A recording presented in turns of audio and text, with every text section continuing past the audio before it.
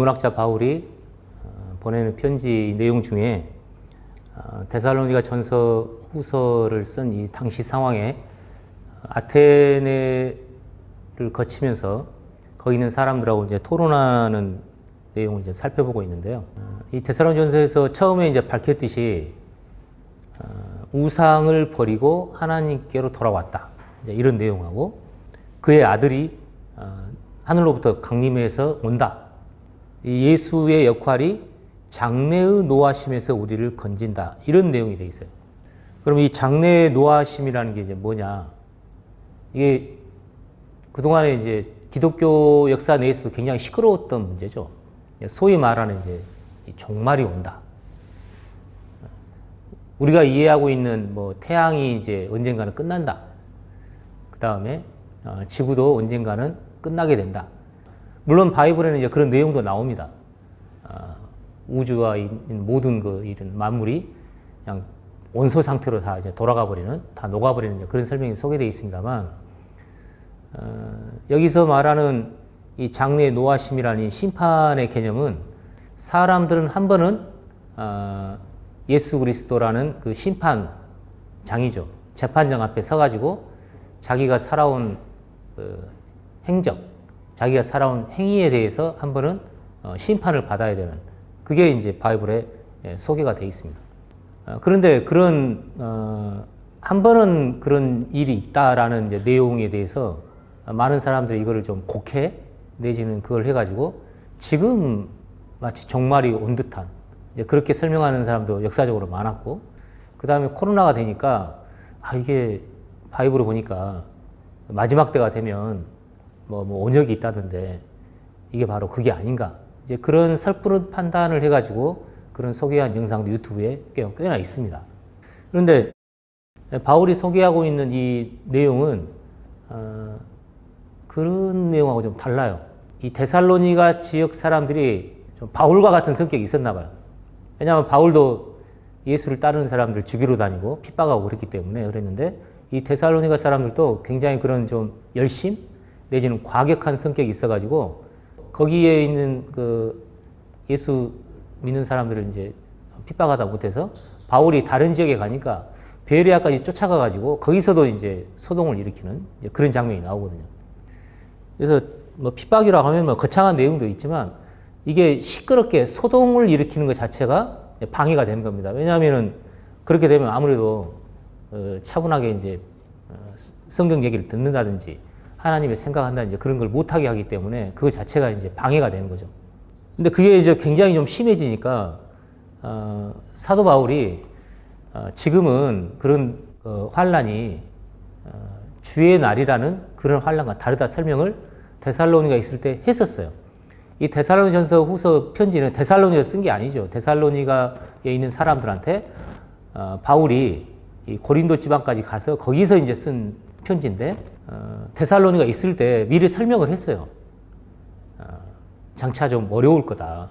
그런데 바이블을 보면 어려움이 두 종류가 나옵니다. 뭐냐면 예수를 믿는 사람들이 받는 어려움이 하나 있고, 하나님이 이 세상에 내리는 환난의 어려움이 두 개가 있어요. 그 환난이 두 개가 있는데 하도 힘드니까 마치 그 주의 날이 와가지고 그런 환난이 가깝게 이르는 것처럼 데살로니 사람들이 좀 착각을 하게 된 거예요.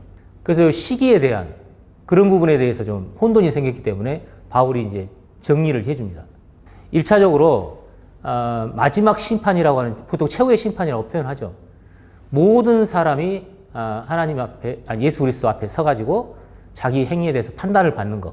그거는 일시는 안 정해져 있지만 이 세상이 끝나는 날 그 심판이 있다라고 성경에 이제 명시가 되어 있습니다. 그런데 그 전에 이스라엘 사람들이 기다리고 있는 그 예수 그리스도가 이 땅에 와서 이스라엘 나라를 회복시키는 그 주의 날이, 이스라엘 사람들도 그 주의 날이 오기 전에 굉장히 어려운 환란에 들어가게 되고, 그 다음에 나머지 세상 사람들도 그런 환란이 있는, 그 환란을 흔히 하는 말로 뭐 7년 대환란이니 뭐 그런 표현을 씁니다만, 그거는 진노의 환난이에요.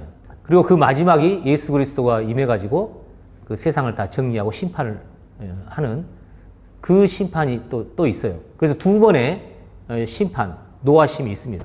그러니까 마지막 최후의 모든 지구와 하늘과 우주가 다 한 번에 다 녹아버리는 그 시점의 심판이 하나 있고, 그 다음에 예수 그리스도가 이 땅에 와가지고 이스라엘 사람들을 불러 모으고, 그 다음 이스라엘 나라가 회복되는 그 시점에 이 땅에 오는 그 주의 날이라는 심판이 있는데, 지금 그리스도인들이 겪는 그런 어려움은 그 심판하고 상관없이 이 땅에 사는 동안에 그리스도를 전하고 그 다음에 하나님의 뜻을 행하는데 겪는 어려움, 그 환난이 있는 건데, 그 두 개가 섞여가지고 굉장히 좀 혼돈이 좀 생겼던 것 같아요. 그래서 이제 바울이 그 문제는 이제 아니다라고 이제 정리를 했고, 이 문제가 이제 사도행전에서 이제 다시 한번 이제 아테네에서 언급이 됐는데, 그거는 이제 무슨 얘기냐면 스토아 학파하고 에피크로스 학파하고 이제 논란이 됐어요. 그때 바울이 뭐를 전했냐면 예수하고 부활을 전했어요. 근데 많은 분들이 부활 그러면 예수 그리스도가 십자가 못 박혀 죽었다가 3일 만에 부활했다더라, 이제 그렇게 이해를 하시는데, 그 사도행전에 스토아파하고 에피크로스파한테 말했던 부활은 예수 그리스도의 부활로 뭐 설명이 좀 됐겠지만 그 부분보다도 모든 사람이 부활하게 된다, 그 설명을 한 거예요. 왜냐하면 그거는 에피크로스학파나 스토아파나 헬라 철학하고 안 맞는 부분이라서 그게 이제 논쟁이 됐던 거예요. 헬라 철학 이제 대표적인 게 플라톤이죠. 플라톤의 그 책들의 내용으로 보면 사람은 영혼이 있고 그 다음에 이 몸이 있어요. 근데 이제 어떤 생각을 했냐면 이 영혼이 죽으면 하데스에 간다, 음부라고 하죠. 하데스에 간다, 이제 그렇게 플라톤이 이제 설명을 했는데요. 그게 죽어서 안 됐다, 나쁘다는 식으로 표현이 안 됐고요. 오히려 그걸 약간 좀 좋게 설명한 부분이 있어요. 어떤 뜻이냐면 이 영혼이라는 존재가 이 육체라는 감옥에 갇혀 있는 거예요. 그래서 죽으면 이 감옥에서 벗어나서 하데스에 가는 거기 때문에 안식을 취하는, 우리도 뭐 이제 표현상 그렇게 하죠. 뭐 안식하시고 영면에 들어갔다. 그래서 이 복잡한 이 세상과 뭔가 이 세상이 그런 것에서 떠나서 이제 편히 쉬시라, 이제 그런 표현을 쓰기는 합니다만, 사실은 그걸로 끝이면 그냥 상관이 없는데, 바울이 그렇지가 않고 모든 사람이 부활한다 이렇게 설명한 거예요. 물론 헬라 철학에도 그 부활 같은 개념이 있어요. 그런데 약간 부활보다도 좀 요즘 표현으로 치면 윤회에 가깝습니다. 자기 몸으로 이렇게 부활한 게 아니라 뭐 다른 사람 형태로 된다든지 뭐 그런 식의 윤회 개념이에요.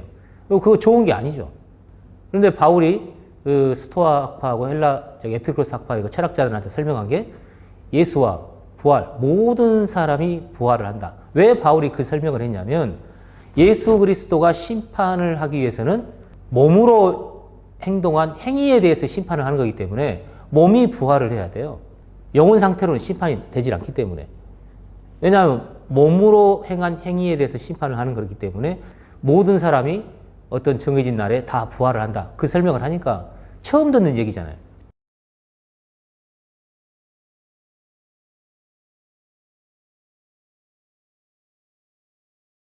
바울이 이걸 이제 설명하면서 인류의 모든 족속을 한 혈통으로 만들어서 온 땅에 거하겠다. 그래서 뭐라고 하냐면 연대를 정했다고 그렇게 설명을 해요. 언젠가는 인류라는 전체가 이 땅에서 계속 사는 게 아니라 이 땅에서의 인류의 연대가 정해져 있다는 거예요. 그리고 그 마지막에는 모든 인류가 다 부활해가지고 예수 그리스도 앞에서 한번 서게 된다. 그래서 여기 마지막에 보면 이는 정하신 사람으로 하여금, 예수 그리스도죠, 천하를 공의로 심판할 날을 작정하시고 어떤 인간이라도 다 한번 예수 그리스도 앞에 서가지고 심판을 받아야 되는, 이에 그를 죽은 자 가운데서 다시 살리신 것으로 모든 사람에게 믿을 만한 증거를 주셨음이니라. 왜 하나님이 예수 그리스도를 부활시켰느냐? 모든 사람이 부활한다는 것을 믿게 하는 증거로, 샘플로 부활을 시켰다, 이렇게 설명되어 있어요. 많은 사람들은 예수 그리스도가 죽고 부활했다라는 걸 그냥 안 믿겨지지만 그냥 종교적으로 하나님을 믿어야 되니까 어쩔 수 없이 믿는 듯한 이제 그런 표현도 있고, 우리를 위해서 죽으셨다는 거는 이제 고맙기는 한데 부활이라는 게 잘 안 믿어지고 현실적이지가 않으니까 이게 굉장한 좀 논란거리고, 그리고 실제로 성경을 보는 사람 중에서도 부활에 대해서는 안 믿는 사람들이 많습니다. 그런데 그냥 어떤 뭐 믿어야 된다 그런 내용보다도 여기서 명확하게 왜 예수 그리스도를 부활을 시켰느냐, 모든 사람이 부활을 해야 된다는 그 증거로 예수 그리스도가 부활했다라고 바울은 이렇게 설명하고 있는 거예요. 그래서 예수 그리스도의 죽으심과 부활하심을 믿으면 마지막에 그 심판대 그 부활에 참여하지 않게 되고 별도의 길을 가게 된다라고 데살로니가 사람들한테 설명을 해준 거예요. 그래서 데살로니가에 보면 또 죽은 자들 가운데서 다시 살리신 그의 아들이 예수 그리스도죠. 하늘로부터 강림하실 것을 너희가 어떻게 기다리는지를 말하니, 이는 이 예수 그리스도는 장래의 노하심에서 우리를 건지시는 분이다. 그래서 장래의 노하심에서 건지는 거는 이 주의 날이 오기 전에 그 환난에서도 건져주고, 그 다음에 장래 노하심이라고 하는 그 마지막 심판, 거기에 이르지 않는, 그러니까 모든 사람이 마지막 심판에 다 부활해야 되는데 지금 예수 그리스도를 믿으면 그 심판대에 아예 서질 않습니다. 왜냐하면 현재 고난을 받고 있기 때문에. 현재 고난을 받아서 바로 예수 그리스도가 공중에 오시면 들려 올라간다라고 데살로니가서 그렇게 정리를 해준 거예요. 그래서 데살로니가 전서의 매 장마다 예수 그리스도가 온다. 그 다음에 우리가 그렇게 들려가게 된다라는 장면을 설명하고 있어요. 그래서 데살로니가서를 이제 썼고, 이 환난과 어려움이 있지만 우리는 시간이 되면 올라간다라고 했는데, 이게 몇 개 이제 부작용이 좀 난 거예요. 뭐냐면 이 바울이 쓴 편지인 갈라디아서하고 데살로니가 전서 후서가 있기 전에 야고보가 쓴 야고보서가 있습니다. 근데 그 야고보서에 뭐라고 써 있냐면, 그때도 이스라엘 사람들도 굉장히 예수 믿는 사람을 핍박했기 때문에 그 굉장히 어려움과 그 있으면서 예수 그리스도가 직접 이 땅에 와가지고 이스라엘 사람을 회복시키는 그거를 예수 믿는 사람도 기다리고 있었어요. 다 유대인들이었기 때문에. 야고보서는 유대인들한테 보낸 편지입니다. 유대인 그리스도인들한테.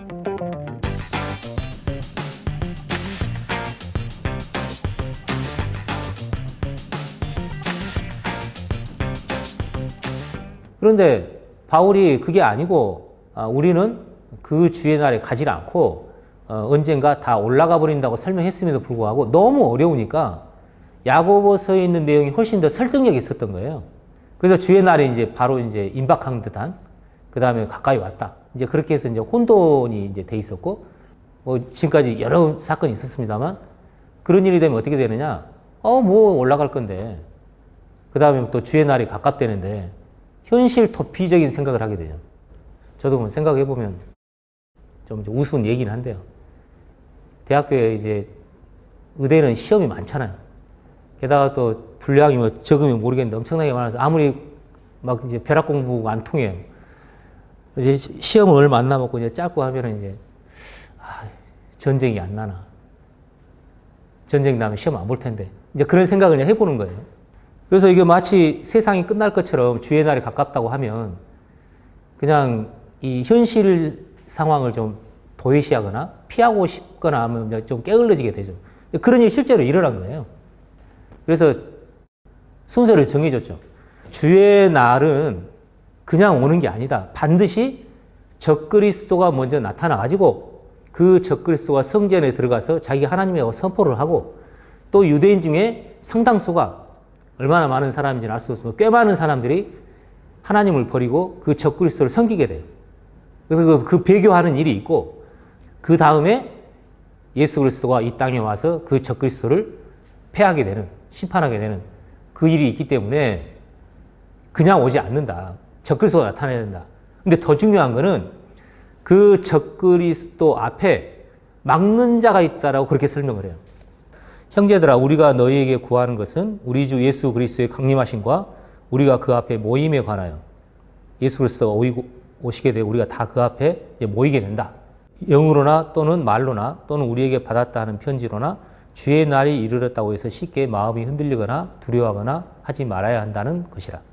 그에 대해서 언급을 해놨는데 엉뚱하게 그 날이 아닌 심판의 날인 주의 날이 가까워졌다라고 이제 소문이 나서 힘드니까 그렇게 되겠구나라고 그렇게 이제 착각을 한 거죠. 그래서 이제 다시 이제 정리를 해준 게 주의 날은 그렇게 오는 게 아니고 누가 어떻게 하여도 너희가 미혹되지 말라. 먼저는 배교하는 일이 있고 유대인들이 적그리스도를 섬기게 되는 배교하는 일이 있고 저 불법의 사람 적그리스도입니다. 곧 멸망의 아들이 나타나기 전에는 그날이 이르지 않는다. 그래서 주의 날은 적그리스도가 나타나고 그 다음에 주의 날이 오게 된다. 4절 그는 대적하는 자라 신이라 불리는 모든 것과 숭배함을 받는 것에 대항하여 그 위에 자기를 높이고 하나님의 성전에 앉아 자기를 하나님이라고 내세우느니라. 인간이 만든 모든 신 그거보다 자기가 최고다. 자기가 하나님이다. 라고 성전에 앉아가지고 이제 자기를 내세운다는 거예요. 5절 내가 너희와 함께 있을 때 이 일을 너희에게 말한 것을 기억하지 못하느냐. 바울이 이미 데살로니가 있을 때 다 했다는 거예요. 그래서 그 기억을 지금 상기시키고 있는 거죠. 6절에 너희는 지금 그로 하여금 그의 때에 나타나게 하여 막는 것이 있는 것을 아나니 막는 존재가 있어서 적그리스도가 지금 못 나타나고 있다는 거죠. 7절 불법의 비밀이 이미 활동하였으나 지금은 그것을 막는 자가 있어 그 중에 옮겨질 때까지 하리라. 이 불법의 비밀이 뭐냐면요. 예수가 그리스도인 걸 부인하는 거예요. 그러니까 예수가 이미 왔고 예수가 그리스도임을 증명하고 이제 십자가에서 죽으시고 부활해서 승천을 했는데 그 예수 그리스도가 그 그리스도가 아니고 다른 사람이 그리스도라고 하는 거가 그게 이제 불법의 비밀이에요. 그래서 그거는 이 당시에도 있었습니다. 이미 활동을 했어요. 그런데 실체적으로 그 적그리스도가 나타나는 거는 이 막는 자가 있어가지고 이 막는 자가 옮겨지면 이 막는 자가 누구냐? 갈라디아서 때 이제 소개를 드렸던 그 그리스도죠. 하나님의 아들의 믿음으로 많은 하나님의 아들들이 생겨서 그 전체가 되는 한 하나님의 아들 그리스도. 그 그리스도가 지금 존재하고 있기 때문에 여기 보면 지금은 이렇게 돼 있어요. 지금 2021년 12월 요 시점에 이 그리스도가 막고 있다는 거예요. 그래서 이 그리스도가 완성이 되면 올라가게 된다. 그 다음에 적그리스도가 나타나게 되고 적그리스도가 나타나가지고 한 일정 기간 동안 활동하고 나면 8절에 그때 불법한 자가 나타나리니 주 예수께서 그 입의 기운으로 그를 죽이시고 강림하여 나타나심으로 패하시리라. 그래서 예수 그리스도가 이제 2번 강림하는 걸로 되어 있습니다. 공중에 한번 오시게 되어 있고 그 다음에 이 땅에 와가지고 적그리스도를 패하게 되는 이제 그렇게 이제 구분이 되어 있어요. 이 시점에서 그 막는 자로 설명하면서 바울이 좀 집요하게 계속 설명되고 있는 것은 이 막는 자란 이 그리스도가 어떤 과정을 거치게 되느냐를 설명한 걸 주안점으로 하고 있어요. 무슨 얘기냐면요. 예수 그리스도가 이제 공중에 오시면 이 그리스도가 이 땅에 있는 그리스도의 몸이라고 하는 이 존재가 막는 자가 이제 올라가게 되는데 중간에 중요한 거쳐야 되는 장면이 있다는 거예요. 항상 기뻐하라, 쉬지 말고 기도하라, 범사에 감사하라. 참 이게 문제의 구절입니다. 성경을 보는 사람들은 항상 기뻐하라, 쉬지 말고 기도하라, 범사에 감사하라 하니까 이걸 어떻게 해보려고 굉장히 노력도 하고 하지만 다 알죠. 이거 안 되는 거. 어떻게 항상 기뻐하고 어떻게 쉬지 말고 기도하고 어떻게 범사에 감사할 수 있냐 이거. 하지만 이걸 이제 끊임없이 이제 그 종교적인 열심으로 이걸 하려고 노력들은 합니다. 뭐 그거가 이제 비하하자는 이제 그런 얘기가 아니고요. 그 뒤에 구절을 보면 이것이 그리스도 예수 안에서 너희를 향하신 하나님의 뜻이냐 이렇게 돼 있어요. 하나님이 이걸 원하신다는 거예요. 그러면 이제 우리 보고 알아서 하라고 돼 있느냐? 그렇지가 않죠. 성령을 소멸하지 말며 예언을 멸시하지 말고 범사의 해 아래 좋은 걸 취하고 악은 어떤 모양이나 버리라. 그 다음에 23절에 평강의 하나님이 친히 너희를 온전히 거룩하게 하시고 또 너희의 온 영과 혼과 몸이 주 예수 그리스도께서 강림하실 때 흠없게 보존되기를 원하노라. 그래서 예수 그리스도가 오실 때 우리가 흠없게 된다가 아니라 어느 일정 시점이 되면 이런 상태가 된다는 겁니다. 그 다음에 이게 보존이 돼가지고 예수님이 오실 때까지 보존된다는 거예요. 근데 그거를 우리가 항상 기뻐하고 쉬지 말고 기도하고 범사에 감사하는 걸 우리가 이걸 막 해서 이루는 게 아니라 24절에 너희를 부르시는 이는 미쁘시니 그가 또한 이루시니라. 그래서 하나님이 이걸 이루시는 걸로 되어 있어요. 그래서 그리스도라는 존재가 막는 자로 역할을 하고 그리스도라는 존재가 어떤 형성이 되고 나면 그 그리스도라는 존재가 어떤 시점이 되면 거룩하고 흠이 돼가지고 주 예수에 오시는 날까지 흠없이 보존되는 걸로 이건 약속입니다. 하나님이 이렇게 이루시겠다고 약속된 거예요. 아니 말로 이게 아직까지는 안 이루어졌기 때문에 이거 어떤 형태인지 우리가 좀 구체적으로 상상해가지고 하기는 쉽지는 않습니다만, 앞으로 이제 바울 서신을 계속 보면서 이 존재가 어떻게 이렇게 돼가는 데 대한 과정이나 그런 내용이 이제 쭉 설명이 되기 때문에 이제 계속 이제 살펴볼 텐데요. 그래서 인간이라고 하는 이 사람으로서의 그리스도, 그 다음 이 존재가 하나님하고 어떤 관계냐, 또 인간, 하나님 인간하고 어떤 관계냐가 어떤 공간적인 개념으로 이제 정리되는 거, 그 다음에 시간적인 개념으로 하나님 어떤 예정 표적, 마지막 심판이 있고, 그 다음에 주의 날이 있고, 이 주의 날 오기 전에 적그리스도가 나타나고, 이 적그리스도를 막는 자가 현재 존재하고 있는 그리스도라는 존재로서 막는 자다. 그래서 이 막는 자가 어느 시점이 되면 거룩하게 돼가지고 그 다음에 공중에 들려 올라갈 때까지 그 흠없이 보존된다 라고 설명된 게 이 데살로니가 전서 후서의 내용이라고 이렇게 이해하시면 될 것 같습니다. 우리가 생각하는 이제 흔히 말한 기독교, 그 다음에 이제 거기는 예수님을 믿는다. 사람이 의롭게 되는 거가 내가 예수를 잘 믿어서 의롭게 된다. 이렇게 대부분 생각하고 있어요. 결론적으로는 우리가 믿는다라는 표현이 있긴 하지만 의롭게 되는 부분은 예수 그리스도가 어떤 믿음, 신념을 갖고 있어가지고 그걸 통해서 우리가 의롭다움을 받는다. 그렇게 설명되어 있어요. 그래서 우리는 너무 종교적으로 어떤 대상을 숭배자로 삼고 그걸 이제 믿는 거에만 치중을 하다 보니까 그런 구절에 대해서 다 예수 그리스도를 믿는 걸로 우리가 의롭다움을 받는다. 이렇게만 주장이 되어 있는데 헬라어에는 분명히 그게 소유격으로 되어 있고 그런 내용들이 뭐 책자로도 이미 나와 있는 부분도 있습니다. 그런데 아직 이제 대부분은 그렇게 생각하지 않고 여전히 예수 그리스도를 믿는다라고 이해하는 분들이 대부분인 건 사실입니다. 근데 예수 그리스도가 어떤 신념을 갖고 있었느냐? 하나님의 아들로서 와가지고 내가 죽고 부활해가지고 많은 하나님 아들들을 만들겠다. 그리고 내 믿음으로 많은 사람들을 의롭게 해준다. 본인이 죽어서 다른 사람들의 그 죄와 문제들을 하나님하고 화목할 수 있게 해주고 그렇게 다 해서 내가 죽어서 내 피를 믿는 믿음으로 그렇게 했다라는 설명이 구체적으로 로마서에 나오게 됩니다만 어쨌든 예수 그리스도가 그런 신념을 갖고 있었다는 거예요. 그래서 예수 그리스도를 내 숭배의 대상, 믿는 대상으로만 삼을 거냐? 아니면 예수 그리스도가 한 인간으로서 어떤 신념을 갖고 살았느냐? 그 다음에 그 신념 안에 우리가 동참을 해서 의롭다움을 받는 거다라고 설명되어 있는 게 갈라디아서입니다. 예수 그리스도도 믿음을 갖고 있고 그 예수 그리스도 하나님 아들 예수 그리스도 통해서 많은 하나님 아들이 생기면 그 전체가 한 아들 그리스도로 편입이 돼가지고 그 한 아들 그리스도도 믿음을 갖고 있다는 거예요. 어떤 믿음을 갖고 있느냐? 언젠가는 그 안에 너희 안에 이 그리스도라는 존재가 형성이 되고 거룩하고 흠이 없게 되는 의롭게 되는 날이 또 있다는 거예요. 그래서 그 존재가 십자가에서 못 박혀서 죽었을 때 세상이 죽었고 다 죽은 이후에 새로운 창조물로서 그 그리스도가 생긴 거다. 그래서 창세기에 그 아무것도 없었던 창조의 개념이 아니고 혼돈과 공허와 그 다음에 어둠이 있었을 시에 그 이후에 사람이 만들어지듯이 십자가에서 못 박혔을 때 이 온 세계에 어둠이 임해가지고 그런 상황 이후에 새로운 창조물로서의 그리스도가 탄생됐다.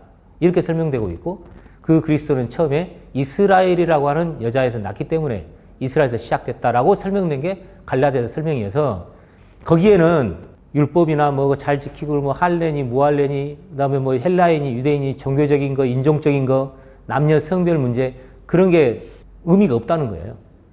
그래서 우리는 이 성경을 기독교라는 관점으로 보기 때문에 굉장히 종교적인 관점으로 많이 보고 여기서 뭔가를 위로를 받고 그 다음에 뭔가를 행하고 이제 그런 관점만 생각하는데 그런 내용이 아예 없다.